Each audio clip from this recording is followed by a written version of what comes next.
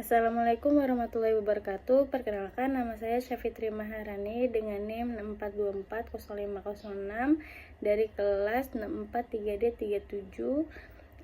Saya akan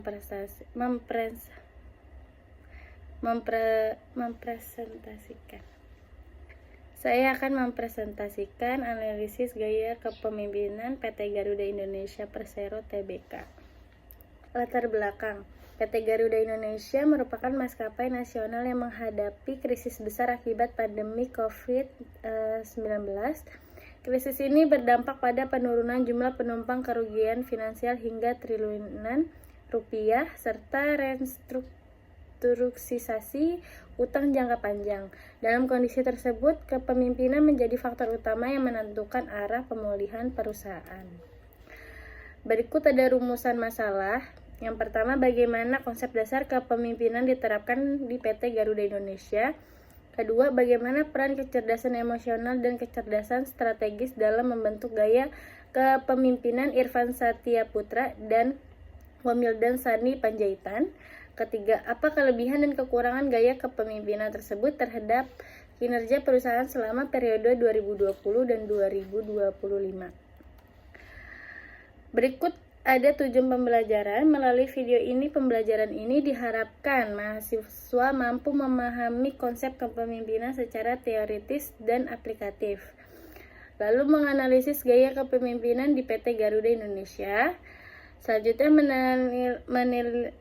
menilai peran kecerdasan emosional dan strategis dalam kepemimpinan.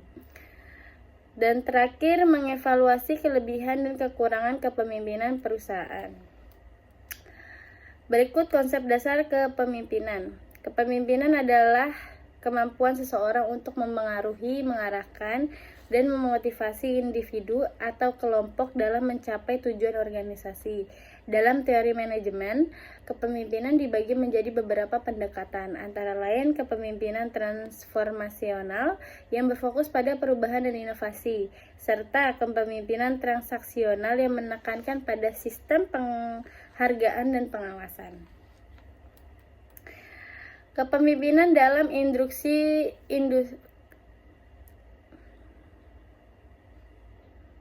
Kepemimpinan dalam industri penerbangan. Industri penerbangan memiliki tingkat risiko yang tinggi, dipengaruhi oleh faktor global seperti harga bahan bakar, regulasi, dan kondisi ekonomi dunia. Oleh karena itu, dibutuhkan kepemimpinan adaptif yang mampu mengambil keputusan cepat, berbasis data, serta mampu menjaga stabilitas organisasi di tengah krisis. Berikut ada 3 ruang lingkup kepemimpinan. Yang pertama, strategis, penentuan visi, restrukturisasi bisnis, dan ekspansi rute. Yang kedua ada operasional, efisiensi biaya, manajemen armada, dan digitalitas layanan. Ketiga, interpersonal, komunikasi, motivasi karyawan, dan budaya organisasi. Lalu di sini ada kecerdasan emosional. Yang pertama, kecerdasan emosional merupakan kemampuan pemimpin untuk mengenali dan mengelola emosi diri serta memahami emosi orang lain. Komponen utama EQ meliputi kesadaran diri, pengendalian emosi, empati, motivasi, dan keterampilan sosial. Kelebihan gaya kepemimpinan. Kelebihan kepemimpinan Irfan Satyaputra antara lain keberhasilan restrukturisasi utang dan pencapaian laba bersih perusahaan pada tahun 2023. Sementara itu, Wamildan Sani Panjaitan unggul dalam penguatan operasional serta ekspansi bisnis charter dan kargo.